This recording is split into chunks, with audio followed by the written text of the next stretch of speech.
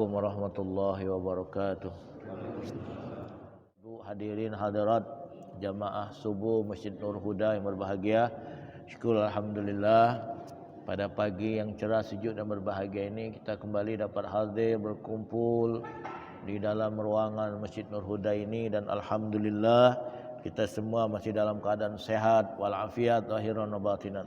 Salawat dan salam senantiasa kita peruntukkan kehadiran junjungan agung kita Ar-Rasulul A'zam An-Nabiyul Akram Sayyidina wa Nabiyina wa Habibina wa Syafi'ina wa Azimina wa Qurrata Ayunina Sayyidina wa Maulana Muhammad Sayyidul Qawnain wa Ashrafus Sagalain wa Imamul Haramain wa Sahibul Hijratain Sayyidul Arabi wal Ajam Sayyidul Waladi Adnan beserta keluarganya, para sahabatnya, para pengikutnya, para pencintanya, para pejuangnya, dan sekalian umatnya sampai hari kiamat. Bapak-bapak, ibu-ibu, saudara-saudara, hadirin sekalian, alhamdulillah banyak sekali nikmat yang telah Allah SWT berikan kepada kita. Mulai semalam kita bisa tidur, alhamdulillah bisa tidur, hadirin sekalian, nikmat. Ada orang tak bisa tidur, gelisah. Banyak orang kaya tak bisa tidur. Orang kaya sanggup mampu beli tempat tidur yang mahal, tapi orang kaya tak sanggup beli tidur. Kita alhamdulillah bisa tidur. Kemudian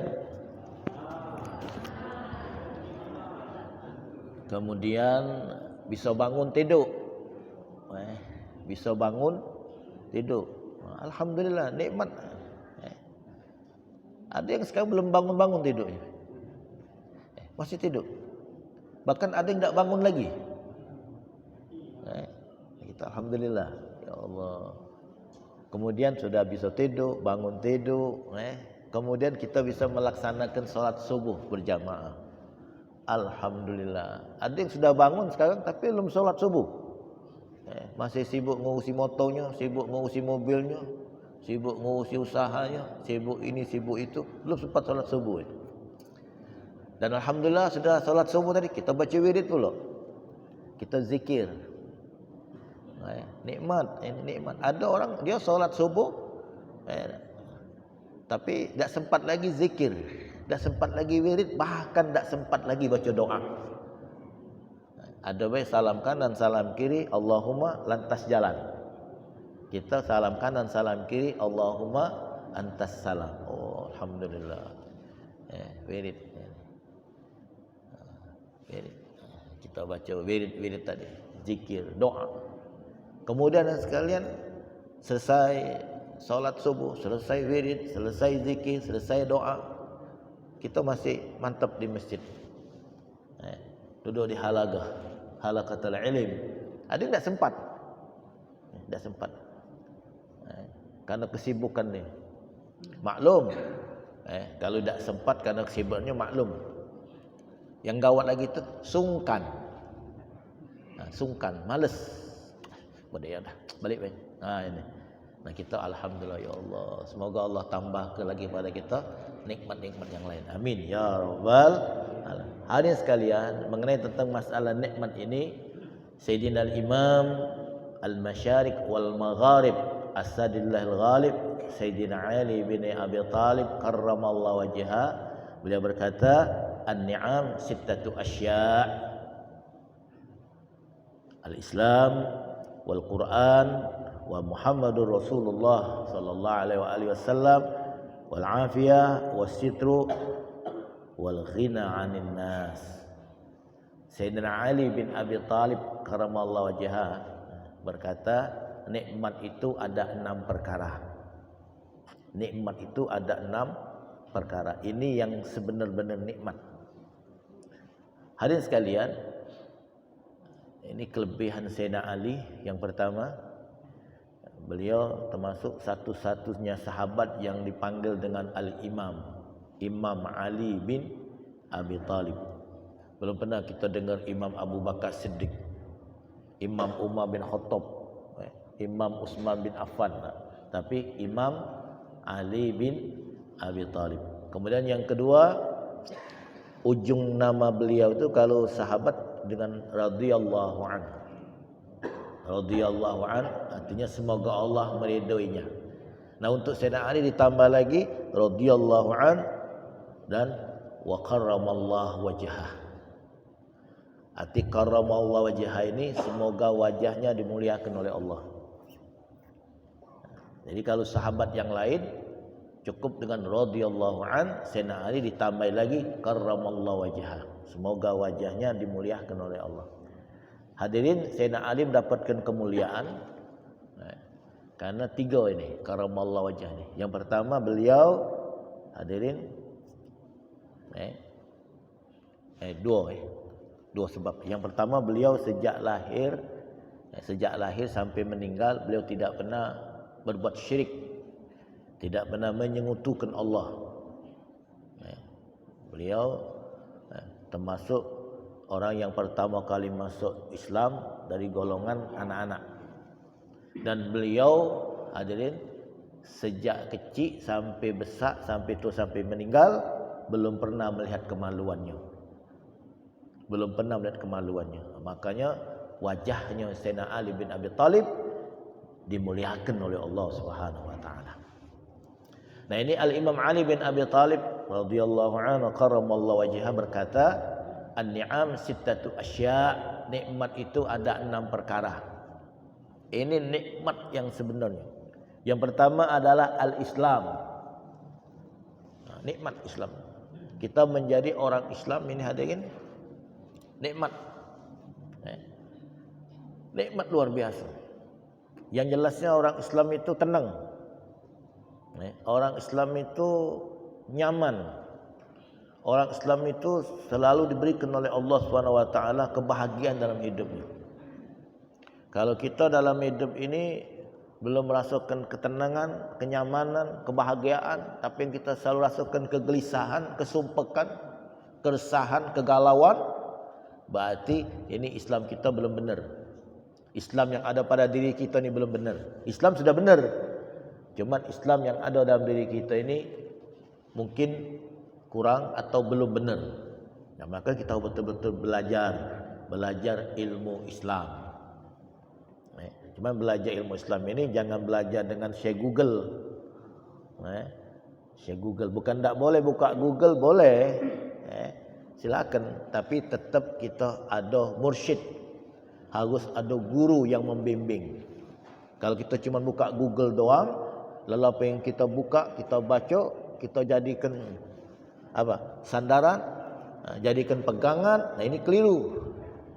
Karena yang kita baca di Google ini kita tidak tahu pahamnya apa, alirannya apa, iktikadnya apa, mazhabnya apa. Nah, kan tak jelas. Tapi kalau kita ada guru yang membimbing, guru kita kan kita kenal, jelas ilmunya, siapa orangnya, siapa gurunya. InsyaAllah sanad ilmunya sampai kepada Rasulullah sallallahu alaihi wasallam. Harus ada bimbingan dari guru mempelajari tentang al-Islam.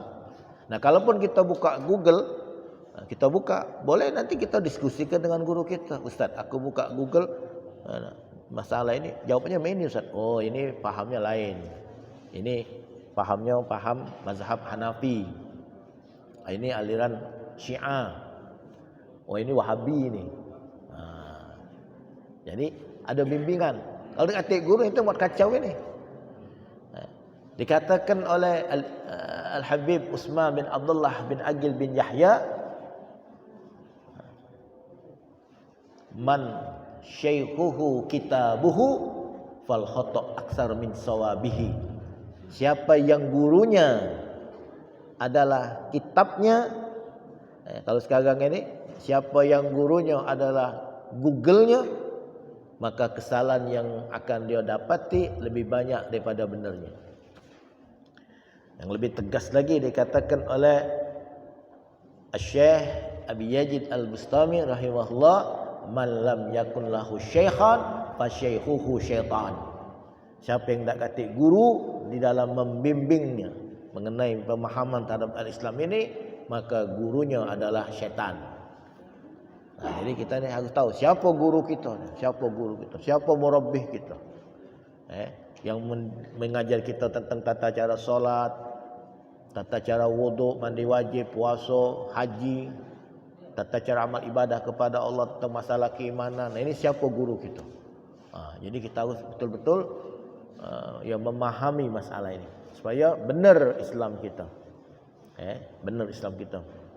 Benar Islamnya, benar tata cara ibadahnya, dan benar dalam masalah i'tiqad, keimanan dan keyakinannya kepada Allah Subhanahu wa taala. Ini yang pertama. Jadi nikmat yang pertama adalah Islam. Kemudian yang kedua Al-Qur'an. Nah, Al-Qur'an ini nikmat Allah Subhanahu wa taala. Mungkin bagi kita semua pasti merasakan nikmat Al-Qur'an ketika kita mendengar Al-Qur'an dibacakan, terutama oleh qori, orang-orang yang mahir bacaan Al-Qur'an yang bagus, asyik banget. Cuman kita ni kadang-kadang sebagian Al-Qur'an dibacakan, tapi yang berkelakar masih berkelakar. Kadang-kadang aku kalau iri, serik bila ada acara upacara bendera, hening, dia tak ada suara. Ketika dibacakan Al-Quran banyak suara. Padahal Allah berfirman, fa idza quri'al Qur'anu fastami'u lahu wa ansitu la'allakum turhamun. Apabila dibacakan Al-Quran, ansitu, diam, perhatikan. Diam, perhatikan. Ini ada diam. Sebenarnya diamnya itu ngelamun. Apalagi diamnya ngantuk. Diam, perhatikan. Iqra'ul Quran ka'annal Quran yunzal alaik. Bacalah Al-Quran atau dengarkan baca Al-Quran seolah-olah Al-Quran itu diturunkan kepadamu. Man arada ayatakallam ma'allah falyaqra'il Quran. Dan barang siapa yang ingin berdialog dengan Allah, maka bacalah Al-Quran. Jadi ketika kita baca Al-Quran, mendengar baca Al-Quran, seolah-olah kita sedang berdialog kepada Allah saat itu. Nah, jadi ketika dibaca Al-Quran, kita diam, dengar, dan kita perhatikan, insya-Allah kita akan mendapatkan rahmat Allah Subhanahu wa taala. La'allakum turhamun, mudah-mudahan kau mendapatkan rahmat Allah. Rahmat Allah itu kasih sayang Allah. Akan ada perubahan drastis dalam diri kita ini dengan kita membacakan Al-Quran, dengan kita mendengarkan bacaan Al-Quran, pola pikir kita, tingkah laku kita, perbuatan kita.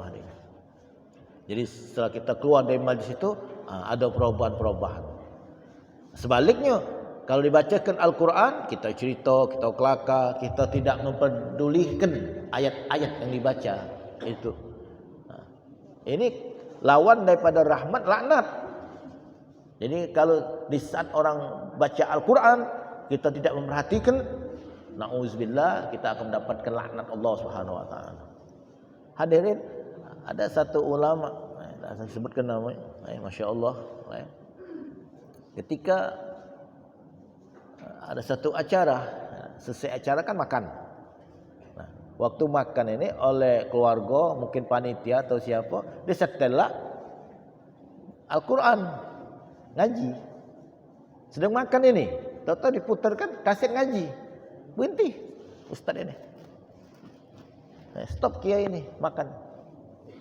Jadi kata yang gawang, ustaz makan. Tak. Itu Al-Quran, kita dengar bunyi. Nah, salah set panitia Sohibul Bait ini salah set pada waktu ngaji. Jangan putarkan Al-Quran, putarkan musik, gambus misalnya kan, pokoknya yang asyik lah.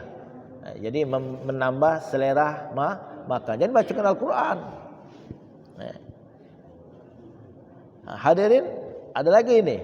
Kalau ada satu acara, baik di rumah, di panggung, atau di gedung. Nah, biasa kan ada apa itu? Shooting ini. Nah, tukang shooting ini juga tahu. Kalau sedang nge-shot, orang baca Quran itu, jangan di-stopkan shooting ini. Terus. Kalau stopkan, habiskan satu ayat. Habis satu ayat, sudah, lalu shot yang lain atau matikan. Jangan nge-shot mati. Pas waktu disetel kasetnya, videonya ngaco agut. Yang ngaji ni ayat ini tahu nambah ngobak ayat yang lainnya. Kacau akhirnya. Jadi startlah satu ayat. Atau kalau tidak bisukan misalnya. Ini Pak minimal. Jangan sampai waktu diputar videonya itu ayat yang dibaca kalau kacau. Jadi tolong tunjuk tahu. Tolong tunjuk. Aku sering ini dalam dakwah SFC kepatikan tukang ngesot itu waktu ngaji itu, aku kacau ini. Aku sampaikan. Ya kadang mereka kan tak tahu. Apalagi tukang ngesot ini bukan orang Islam. Jadi jangan sampai terputus. Termasuk juga kita pengurus masjid, marbot masjid, kalau misalnya sebelum azan waktu masuk itu kita sering muter ngaji kan. Tahu-tahu sudah masuk waktu sholat. Jangan cetek, jangan langsung matikan. Habiskan dulu satu ayat itu. Sudah habis satu ayat baru Sadaqallahul Azim, matikan. Dan termasuk kita yang megang HP. Kita yang senang dengan bacaan Al-Quran. Jangan dijadikan bacaan Al-Quran sebagai nada sambung, nada dering. Takut kayak pas kita ada di WC, sedang jongkok di WC, tahu-tahu ada yang nelpon. Nada sambungnya, nada deringnya Al-Quran. Kacau dah. Jadi boleh Al-Quran disimpan di HP ini, tapi jangan dijadikan sebagai nada dering. Khawatir. Sedang kita baru di WC tadi, ada orang nelpon, ada baca Al-Quran di dalam WC ini. Waliyazubillah. Al-Quran. Hadirin. Jadi kalau waktu kita mendengar asyik, apalagi waktu kita baca Al-Quran, ini nikmat. Kalau kita mendengarkan Al-Quran tidak merasa nikmat, hadirin. Atau ketika kita baca Al-Quran tidak merasa nikmat, hati-hati.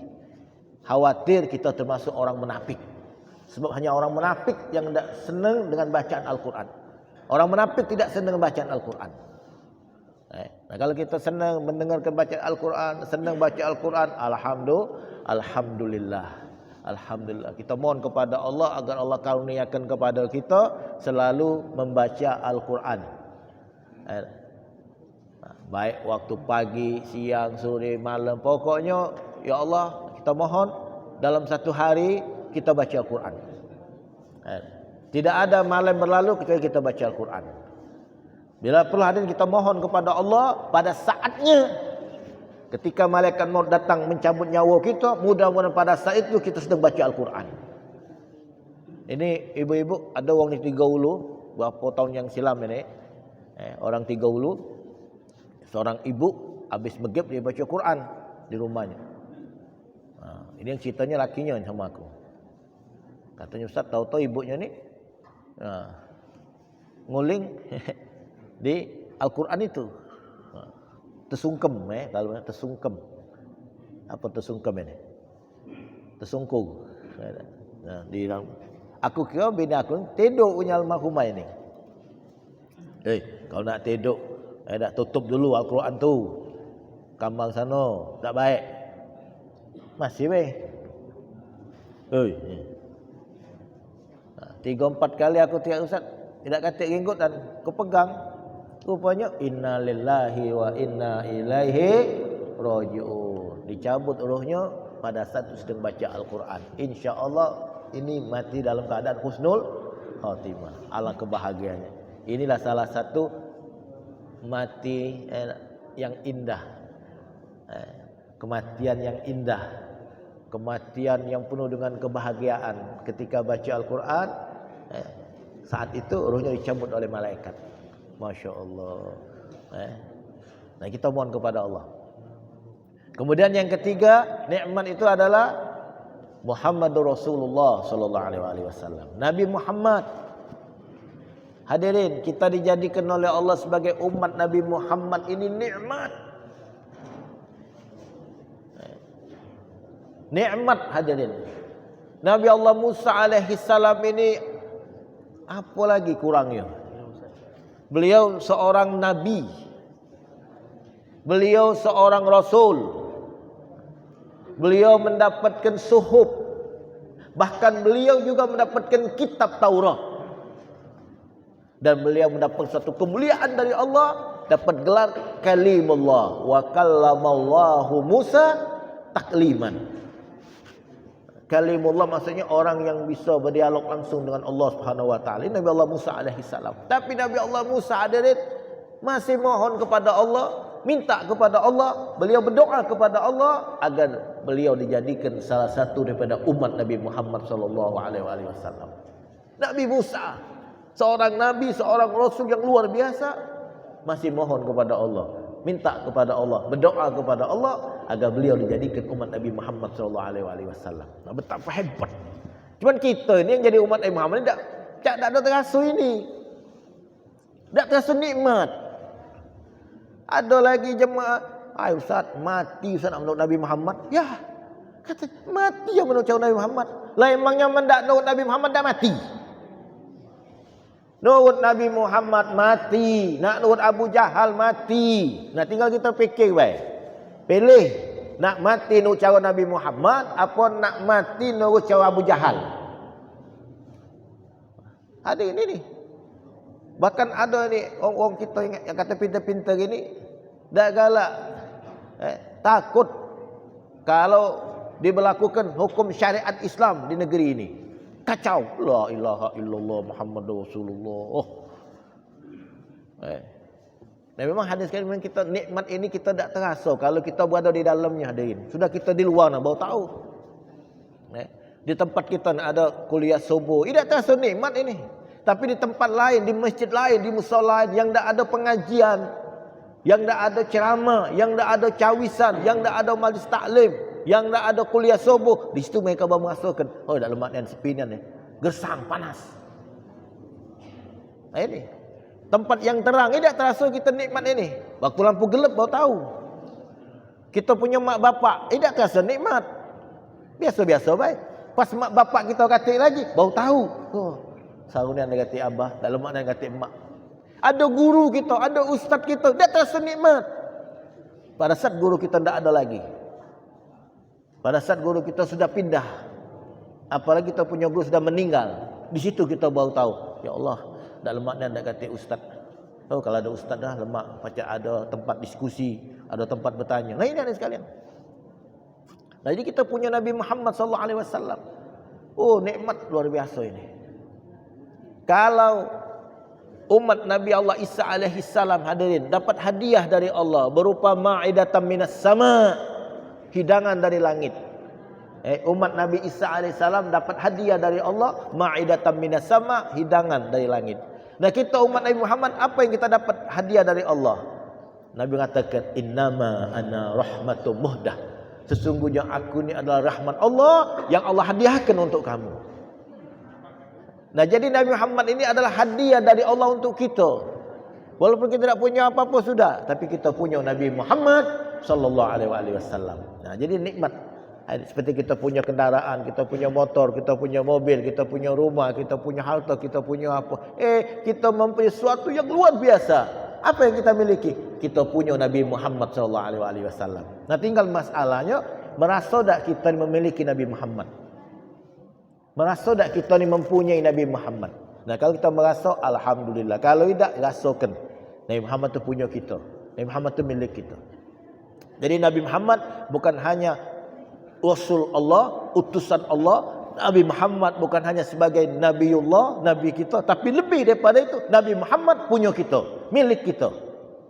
Nah, kita merupakan satu nikmat dari Allah. Dapat nikmat punya Nabi Muhammad SAW. Kemudian yang keempat adalah as-sihah. Mendapatkan nikmat sehat wal afiyah. Ini nikmat sehat. Tapi kita tak tahu ada nilai sehat ini. Waktu sakit baru tahu. Ya. Gigi sehat ini nikmat. Bisa makan. Nikmat. Tapi yang katik gigi baru tahu. Apalagi yang gigi sakit. Sehat. Mahal sehat itu. Kita ni cari duit adain. Cari duit. Tapi kadang kita lupa menjaga kesihatan kita.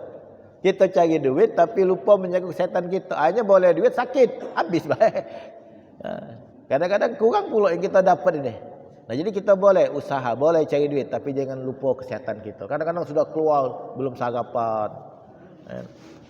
Terus dia mempersil tenaganya pagi, siang, sore, malam, peras keringat, banting tulang cari duit.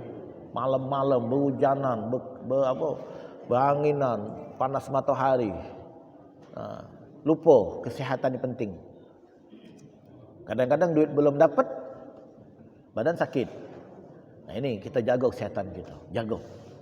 Nah, jadi kita set seperti ini nikmat. Nah, kita mohon kepada Allah sehat wal afiat, sehat yang barokah. Sehat yang afiat, sehat yang barokah dengan maksudnya dia diberikan oleh kesehatan seperti kita ini dan Allah tambah lagi taufik dia melaksanakan ibadah kepada Allah Subhanahu wa taala. Sehat ibadat. Ini hebat. Sehat tapi tidak ibadat, tidak afiat, tidak berkat. Dia sehat tapi tidak ibadat. Banyak yang sehat tidak salat subuh. Dia jogging, dia maraton, dia olahraga, dia jalan, tapi tidak subuh, tidak bagus. Apalagi sehatnya diisi dengan maksiat. Dia sehat tapi maksiat. Wow, wal a'adzubillah. Sayyidina al-Imam Al-Ghazali, Al-Imam Abu Hamid Al-Ghazali, beliau berkata, ghayatul kufran, puncak kufur nikmat itu adalah engkau diberi suatu nikmat oleh Allah, lalu kau jadikan nikmat itu berbuat maksiat kepada Allah Subhanahu wa taala. Kau jadikan nikmat ini sebagai alat, sebagai modal, kau berbuat durhaka kepada Allah Subhanahu wa taala. Diberi nikmat rezeki duit, dihabiskannya di meja judi, minum-minuman, main perempuan. Diberikan jabatan oleh Allah, digunakannya untuk cari kesempatan dalam kesempitan. Diberikan wajah yang bagus, digunakan untuk membuat fitnah dan merusak orang lain. Nah, ini hati-hati. Kemudian yang kelima adalah as-sitru.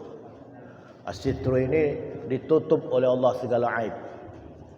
Aib kita ditutup oleh Allah. Nah, ini nikmat hadirin. Kalau orang tahu aib kita, hadirin, kalau seseorang tahu kelemahan yang ada sama kita, celah-celah yang ada sama kita, mungkin tak tegur kong lagi kita ni, hadirin. Sisip-sisip orang sedekah tak diundang pun kita ini. Nah, kenapa orang itu masih menghormati kita? Kenapa? Kenapa orang masih menghargai kita? Kenapa orang itu masih kalau ada yang undang kita, ngarepkan kita? Karena mereka tidak tahu aib kita. Allah tutup aib kita ini. Ya.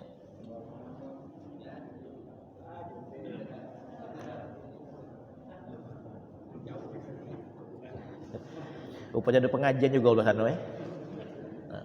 Allah tutup aib kita ini. Allahumma astur aibah. Allahumma astur aibi. Allahumma astur aurati wa amin rawati. Allahumma astur aurati wa amin rawati. Ya Allah, tutuplah celaku dan hilangkan rasa takut aku. Allahumma astur aurati wa amin rawati. Jadi kita mohon, ya Allah, tutup celaku, berikan rasa aman, hilang rasa takut aku. Jadi kalau aib kita sudah terbuka, hadirin, nah sudah, di situ tidak ada lagi penghargaan. Maka ini Allah tutup aib kita, Allah tutup celah kita, tapi kita dewek yang mukanya. Ini kadang-kadang manusia ini, Allah tutup aibnya, tapi dia dewek mukanya. Lebih-lebih ada sekali kita mohon kepada Allah agar Allah tutup aib orang tua kita. Kita punya bapa, punya ibu, semoga Allah tutup. Bu, saya tak mohon kepada Allah, yang namanya manusia, laki kita kan, ini manusia biasa pasti ada aib. Nah, kita mohon kepada, ya Allah, tutup celah laki aku ini, tutup celah bini aku, lebih-lebih ya Allah, tutup aib celah guru aku. Allahumma astur aiba ustazi anni wala tuhzi barakata ilmihi. Nah, kemudian yang terakhir, nikmat itu adalah al-ghina 'anin nas. Al-ghina 'anin nas artinya merasa cukup dengan manusia. Cukup. Jadi tidak terpinta-pinta dengan orang. Tidak datang berasan, nak numpang, nak minjem. Kita diberikan oleh kecukupan. Cukup. Wal ghina 'anin nas. Jadi kita tidak butuh nak orang. Ini nikmat dari Allah Subhanahu wa taala. Jangan sampai kita tiap hari berasan dengan wong. Tiap waktu kita datang nak minta, nak minjem apa, ya Allah, jangan. Kita mohon kepada Allah Ya Allah, cukupi kebutuhanku. Allahumma qfini bihalalika an haramika wa aghnini bifadlika amman siwak. Maksudnya ya Allah, cukupi kebutuhan aku sehingga aku tak butuh datang sama orang. Yang lebih afdal kalau kita butuh sesuatu, minta kepada Allah. Wa idza sa'alta fas'alillah. Kalau kau nak minta, kata Nabi, minta kepada Allah. Wa idza sta'anta fasta'in billah. Dan kalau kau nak minta tolong kepada Allah Subhanahu wa taala. Sebab manusia ini sangat beda dengan Allah, dengan sifat ketuhanan. Al-ubudiyah wa rububiyah. Sifat ketuhanan, al-rububiyah wal ubudiyah, sifat kehambaan. Manusia ni ada kan, kalau sering dipintai dia marah. Manusia ni kalau sering dipintai dia marah. Tapi kalau Allah sering kita minta, Allah senang. Kalau kita tidak minta dengan manusia ini, dia senang. Tapi Allah kalau kita tidak minta, tidak berdoa, tidak memohon, marah. Nah ini berlawanan. Nah jadi kalau nak minta, mintalah kepada Allah. Tak usah minta kepada manusia. Bahkan dikatakan iza wajata syai'an fisuq la tatlub min sadiqika. Kalau kau dapati sesuatu itu ada jualannya di pasar, kau tak usah minta sama kawan kau. Tanya beli di mana, berapa harganya.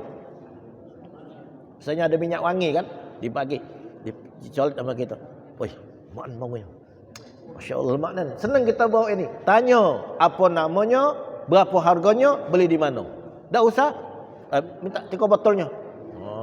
Lah dicolek minta 3 botolnya pula. Lah dinjuk Lah dinjuk betul minta paha Jadi kalau kau dapati sesuatu itu ada jualan di pasar, kau jangan minta sama temanmu. Beli hadirin. Atau kita tunjuk duit sama kawan tadi, nitip tolong belikan. Jangan minta minta talangi dulu. Tolong bagi, kalau kau patut beli ke, tak usah. Kagak jadi hal bel, dah dibeli kenyo, lah sama kita kagak besok. Nah, lain lupa, tak usah. Ada duit tunjukkan, tak belikan. Atau kita beli dewek. Nah, inilah 6 nikmat yang dikatakan oleh Sayyidina Imam Ali bin Abi Thalib karramallahu wajhah. Mudah-mudahan Allah mantapkan 6 nikmat sama kita. Islam, Al-Quran, Nabi Muhammad SAW, sehat walafiat, kemudian ditutup oleh Allah segala aib, dan yang ke-6 merasa cukup dari segala manusia yang ada ini. Jadi kita tidak butuh kepada orang lain. InsyaAllah. Amin. Allahumma amin ya rabbal alamin. Akhirul kalam. Wassalamualaikum warahmatullahi wabarakatuh.